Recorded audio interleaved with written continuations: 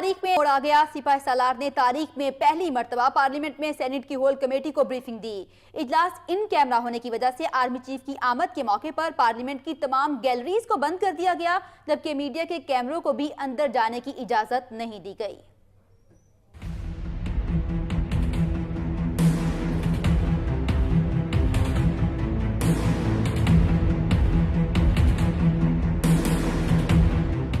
Civil military ताल्लुकात पहले से बहुत बेहतर। सिपा सालार ने मुल्क की तारीख तब्दील कर डाली।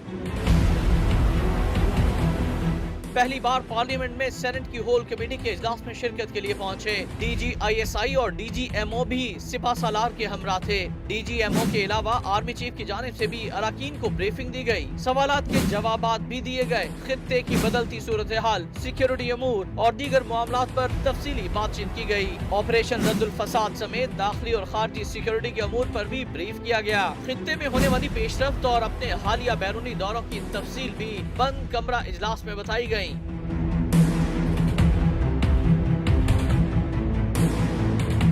आर्मी चीफ की आमद के मौके पर पार्लियामेंट की तमाम गैलरियां बंद कर दी गईं और प्रेस लाउंज को भी ताले लगा दिए गए, जबकि मीडिया के कैमरे भी अंदर लाने पर पाबंदी रही। वाज़ेह रहे कि सेनेट में कायदे-ए-ऐवान की तहरीक के नतीजे में अगस्त में कमेटी तश्कील दी गई थी। कायदे-ए-ऐवान राजा जफरुल हक ने आर्मी चीफ और आला हुक्काम को बुलाने की तहरीक पेश की थी, जिस पर आर्मी चीफ आज सेनेट की होल कमेटी में पेश हुए और अहम मामलात पर ब्रीफिंग दी।